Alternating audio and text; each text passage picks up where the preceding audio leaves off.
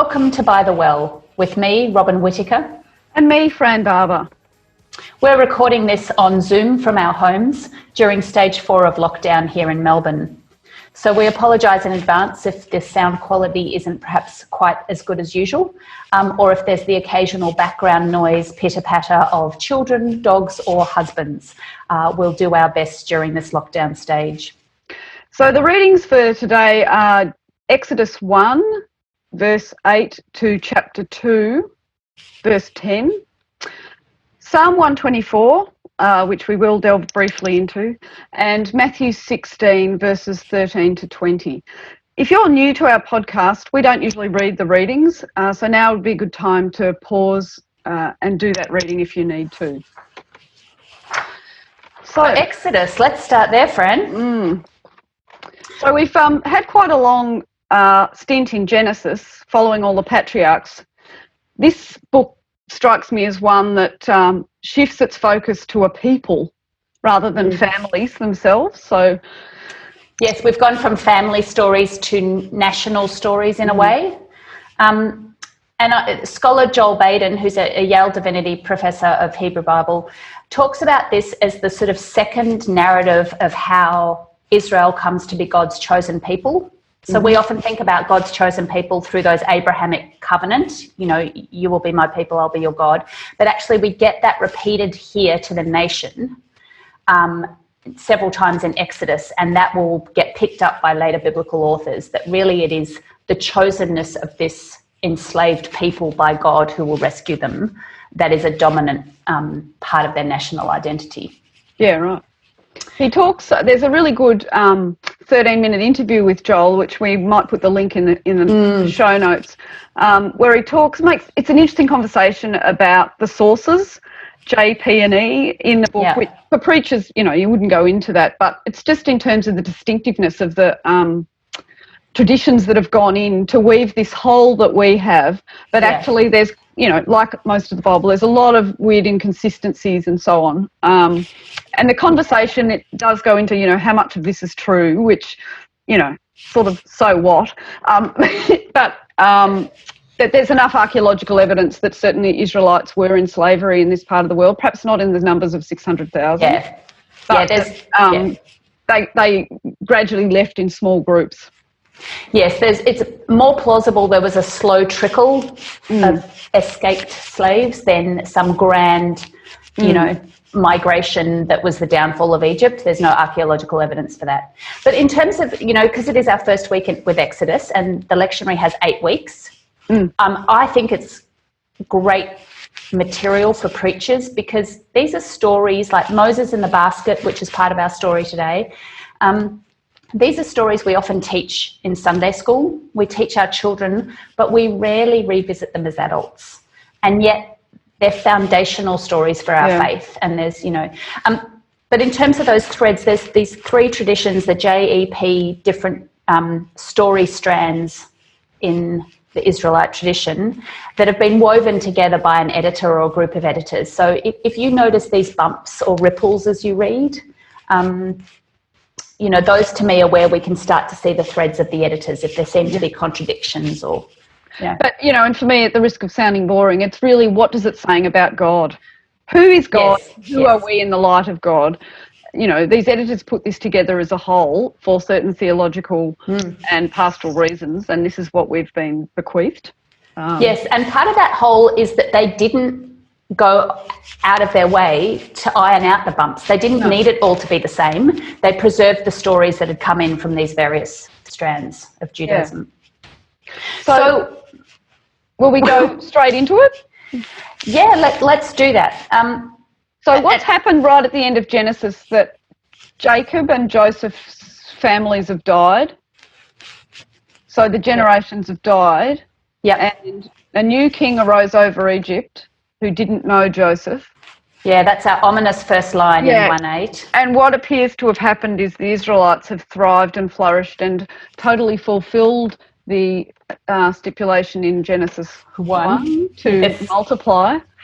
Yes, they have multiplied well, but this is now read as a threat by the new king. So we can see here immediately themes of fear, So what happens when a ruler fears a people because they're too numerous, and what happens when that relationship is lost. So this new king does not know Joseph. That actually is an important point, and kind of astonishing given that Genesis ends with Joseph being this great ruler. But that's where we are in the story. Yeah. And he goes through 3 brutal ways of trying to subdue them. Yeah. This is a comprehensive death regime. That I think preachers, we do live in a world where that happens, that repeatedly, and is happening now. And the start of this story is the E strand, for those who like to know such things, which is the strand of the story where the Pharaoh is trying to eliminate the people. So this is genocide here. It's about killing the boys. And this is classic. We've got contemporary examples of this. If you look at examples of terror groups in, say, Sudan, of ISIS or ISIL in the Middle East, they kill the men and then they often enslave the women because the women can either be sexual slaves or they can be used for childbirth. And in an ancient world where childbirth is a dangerous thing and women die, extra women are useful, Yeah. So it's very ominous. And forced labour, which the Israelites managed to triumph through, and then they're given even more ruthless jobs. And the language here is strong. I don't know if it really comes through in the English, but this language here of crushing labour is literally this word for pulverising. This is backbreaking, kind of labour. Well, ruthless is used in verse 14. Yes. Which is So the midwives. Sorry, you wanted to. No. Let's talk about the midwives, because in a way they are the stars of this first story. Oh yeah. Look, I must say I really love this story, and I came to love it because a church I went to had commissioned a local artist to do a magnificent bronze sculpture of these women, including Pharaoh's daughter and Moses' mother. It's life. Well, the women aren't life size. It's a big thing, a big piece of art, and it sits on a busy street. Wow. 95% of people would probably have to go up and read about it to know what it's about. But it's just this magnificent presence of all these women bringing life in different, which is what this story is. And then as a chaplain at a private girls' school for a while, I did preach on the passage and found it, it's little known amongst secular communities, I think, which was largely what it was. And at least some of these women are actually named. Like we've got Shifra and Pua's name, which is so unusual to name. I mean, these are midwives. It's not a high status, role particularly, and yet we have their names because they're important. I can't remember what the names mean. They mean something like beauty and fragrant blossom. They're very pretty names. Right. Yeah, that is right. It's not a baby girl soon. These would be good names to name them for lots of reasons. But I mean, here we have women. So we've got a regime of a pharaoh who's become a tyrant really quickly. He's oppressing a whole sector of people based on their ethnicity and religion. And these women of both Egyptian and Hebrew, effectively, they don't necessarily deliberately collaborate, but together they become, in a sense, the first, agents of civil disobedience in the Bible. They use whatever their purview is, often the domestic sphere, to thwart the plans of the powerful men. And there are echoes too of the subversion and trickery of the Genesis narratives. They just give birth too quickly before we get there. I know. Yes. A little white lie, as we might say. But again, because it's women's business, men are not in this space, and so they just don't know that might be implausible. And look what this usually overlooked work manages to do. Thwart the deathly power of a pharaoh. Verse 17, I think, is worth note. But the midwives feared God. I think I'd say they weren't afraid of God, but they let God be God and followed God's reign of creativity and love, and not Pharaoh's. They feared God more than they feared Pharaoh. Yes. So fear operates at those two levels in this text. So unfortunately, we have the one English word for quite different ideas. There's fear of the Hebrew people, which is about protecting power, that human fear. But here, this fear of God is like that awe, that respect for the divine. Is it the same word in Hebrew here as is the word fear up there where Pharaoh fears them, or it's implied by it's implied, I think. I would need to check the Hebrew to be honest. Sorry, I should have asked before we pressed. I can look that up on the side over here. Folks, excuse me. Yeah, folks can go and check that out. Go and check that yourself. I think it's more implied early on that this king sees them as a threat. Yeah, which is clear. Yeah. Yeah. But fear of God in the context that you've just cited in verse 17 is that kind of more holy fear, that in the sense of reverence or acknowledging the grandeur of God is even greater than the king. Yeah. So that's one potential theme. Do you want to say anything else about the midwives or anything else come to mind? Because I want to talk about the second part of the story too. Yeah, so do I. I just want to mention, and people might want to look up this name, Irena Sendler, Sendler. When I preached on this passage last, coincidentally, the Age newspaper in Melbourne published a remarkable story of Irena, who was a Polish social worker and nurse during the Second World War, and she and a couple of colleagues were responsible for saving 2,500 Jewish babies. She herself apparently about 400, smuggling them to Christian foster families over the border. She would bring dogs with her. She'd hide the babies in gunny bags and little a wood carrier, and bring dogs with her to hide the noises.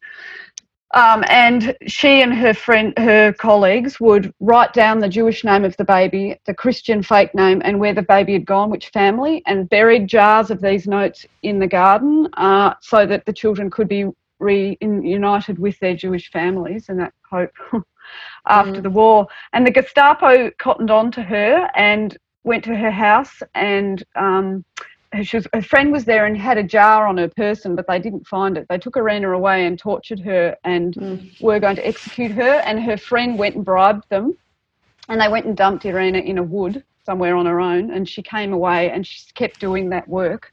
Wow. And she died at 98 in 2008.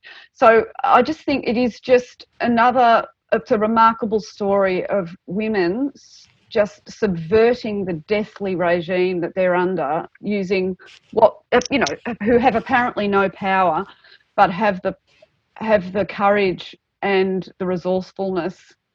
To act in whatever space they have. So there are examples, but it's worth looking her up. Yeah, no, that's a very powerful story and a perfect 20th century example of exactly the dynamics that we've got going on in this ancient story. So part two, the birth of Moses. So there's there are two parts to this story. So you could choose to focus on the midwives and some of the things we've talked about, or of course we get this, there's a sense we move from this grand setting, the large setting of a nation enslaved, and then when we get to chapter 2 verse 1, it becomes personal and particular. It's a Levite man who marries a Levite woman, which is one of the tribes of Israel, and they have this son. So it now becomes, in a sense, personal, and that too is an interesting rhetorical move, I think, because in the face of injustice and suffering, we're often only moved by the personal story when the oppressed person has a name and a face. So in a similar way that the liberators in the previous part are given a name, that personalises it. Yeah, that's right. It gives it power. And of course, this is Moses, and he's hidden for a while and then put in this basket. So a couple of Bible nerd things. In verse 2, the word that we usually translate as basket, this lined thing he's put in, is ark. It's the same word thwart that is used in Genesis for Noah's ark. So we've got a kind of echoes of the flood narrative here at several points. He's put in water. Of course, water in the flood narrative is what brings death. It's threatening. And in creation as well. Yeah, that's true. Yeah, and in many other places. And then equally with the reeds, they're mentioned twice. So his mother places him among the reeds, and then the Pharaoh's daughter will find him among the reeds, which is almost a looking forward to the Reed Sea, which God will part. So the Red Sea is actually Reed Sea. Yeah. Why do we call it that? I don't know. There's probably some long story of how reed became misread as red or something. Okay. But it's Suf and Yam Suf is the play on words here in Hebrew. So we're also looking forward to when God will do what Pharaoh's daughter, or actually her slave girl, does here, which is rescue the people out of the water that threatens life and out of the reeds. It's tremendously profound. Just for a moment, like you're saying that, we taught these stories as children, a lot of us. That kind of richness, well, I wouldn't want to undersell what children can manage, actually. But, it is so important for adults later to see that the intentionality and the interplay of this salvation and the use of language to convey memory and echoes of stories. Yes, and of course these are oral traditions, so when you make those connections and the play on words, that's how communities remember stories. But it does that theological work of reminding us that, I think, while at one level we're reading a story about a little baby who'll be called Moses, at another level we're reading a story that is always a story about God's liberation of people from death. Now, would you make much of the fact that Moses is actually an Egyptian name? Yeah. Ramesses, so it comes from Ramesses, doesn't it? The son of? Yeah, it just means son. Moses means son. So you get Ra, Moses, and and it's hard. It's hard to know. So there's a couple of, again, another play on words in verse 10, because Moses means son, and this Pharaoh's daughter says he became a son to her, so she called him son, literally. Right. Yeah. Okay. But then we get this explanatory note, for I drew him out of water, and Mashah, or Mashah in Hebrew, is to draw out of water. So Moshe, Moses. So in a way, I think these authors have found a way to make the name work in a double way. Yeah. Sorry. Just on the Egyptianness, there is the sort of curious part of me just is constantly fascinated that we start Genesis with Abraham, or the Abrahamic name, with this guy from which is Iraq, who's the father of the Israelites, or will be. And then Moses is this great prophet. He'll be lauded as the greatest prophet who rescues the Israelites. He's arguably Egyptian. So the text here makes him the son of a Levite, but he has an Egyptian name, and perhaps there's a memory here of this great Egyptian leader that actually helped the Israelites, and they've kind of made him Egyptian. They've made him Israelite. So historically, whether he was actually, there's questions about historicity, I guess I want to say. But preachers don't need to focus on that. No, I'm just wondering though, but could it be, if not deliberate, but is it about how we label people and divide them up into groups? And in fact, here, that's being challenged, it's being challenged in some way. These races we make up, we put people into all these boxes, when actually what's happening here is a group of disparate people working together for God. Yeah, and that's a nice way to put it, that regardless of his ethnicity or the fact he actually is in this hybrid space, if we take the story in its basic sense, he's the son of Jewish parents, but raised and named in an Egyptian family, yet either way he can be used by God and part of, And similarly, the women, which we'll get to, they're both Egyptian and Israeli women who save him. And the text doesn't make any snarky remarks about the Egyptian women. No, treats them equally. Their acts are equally liberating. Yeah. No, so there is something here about the boundary crossing where we want to draw boundaries about who belongs in what category, and yet here God, as we've already seen throughout Genesis, God can use people of all sorts of backgrounds and faiths and ethnicities. Thinking back to Hagar, who's an Egyptian, and that kind of stuff. And anything else on Exodus, Fran, before we move on? Well, I'd only say that this is the story of, it's very death-ridden, but actually it's a story of life. And we get echoes in, if I briefly go into the other readings, so Psalm 124, quite a short psalm, but that is all about life and the liberating power of God. There's a particular verse at the end: "Blessed be the Lord who has not given us as prey to the enemy's teeth. We have escaped like a bird from the snare of fowlers. Our help is in the name of the Lord who made heaven and earth." Yeah. So life. And then in the Matthew reading, which we'll get to in depth in a moment, you are the Messiah, the Son of the living God. Yeah. So I would really emphasise that. If I was preaching on the Exodus, I would probably, foray into the others and show that they're about life too. And similarly with the Matthew one, the church is given the power against Hades or hell, these fledgling little groups with whom we worship or who we lead. It's a profoundly powerful thing to be told, believe it or not, this flawed little gathering here, according to the gospel, has the power against Hades. Yeah. Yeah, which is the realm of the dead. The realm of the dead, to challenge the death around you.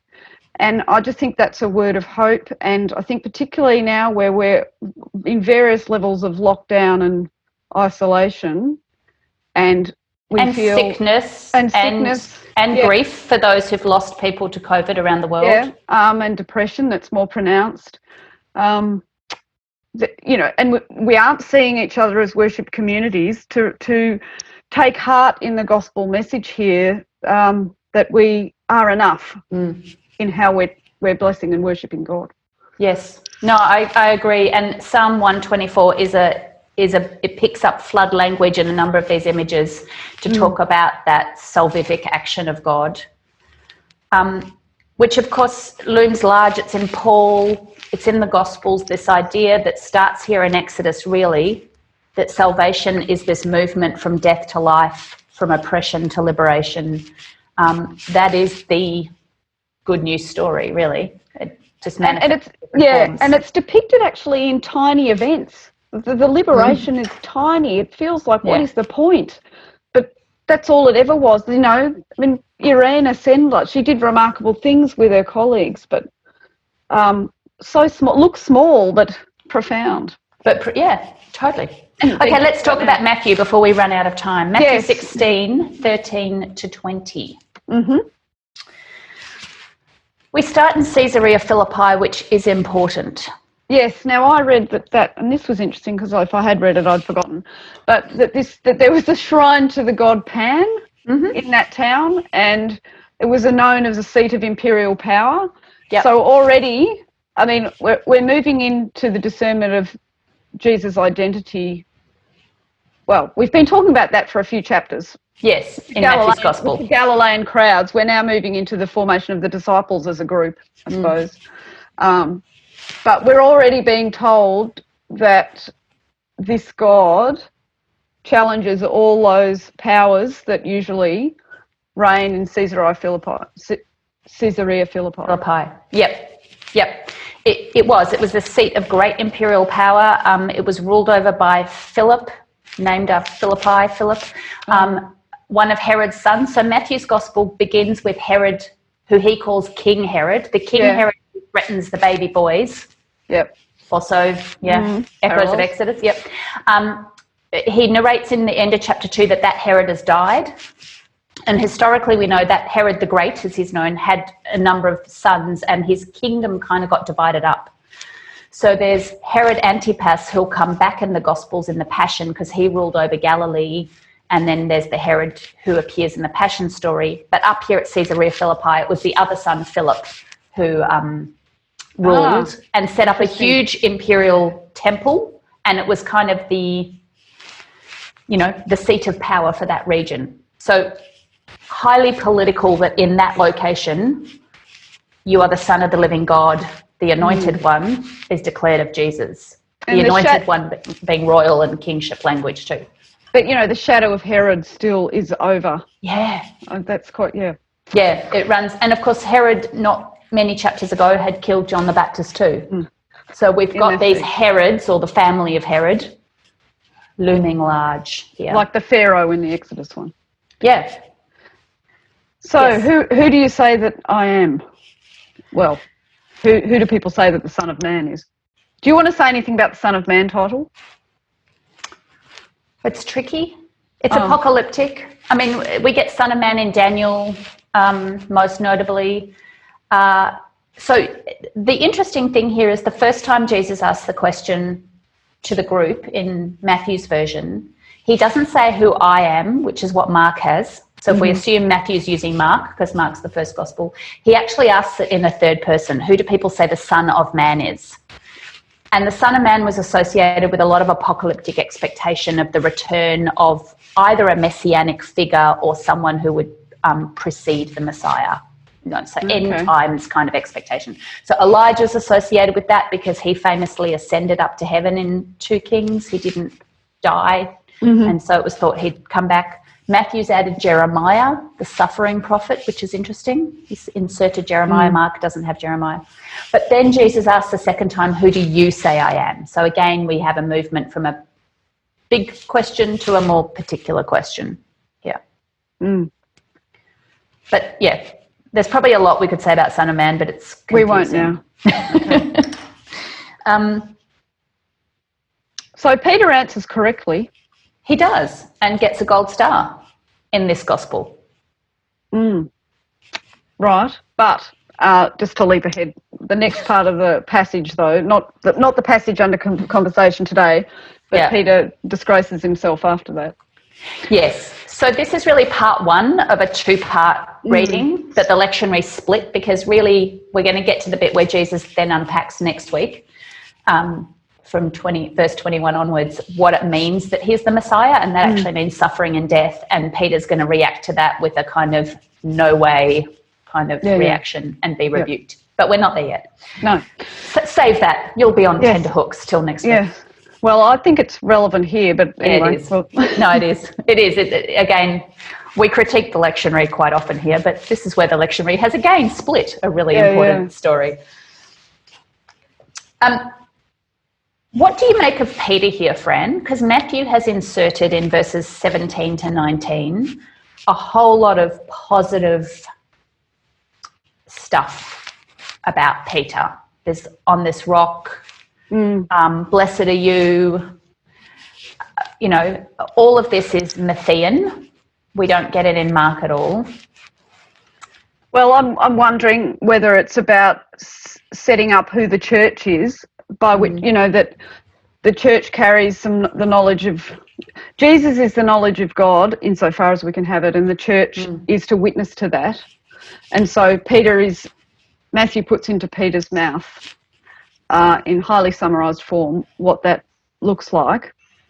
I do think with the reference to the keys, you really need to have a look at Matthew 23:13, where keys aren't mentioned, but they're implied when the Pharisees, it's woe to you Pharisees, you hypocrites, for you lock people out of the kingdom of heaven. You do not go in yourselves, and when others are going in, you stop them. Woe to you, for you cross the sea and land to make a single convert, and when you make a new convert, twice as much a child of hell as yourselves. Like, it's pretty full on.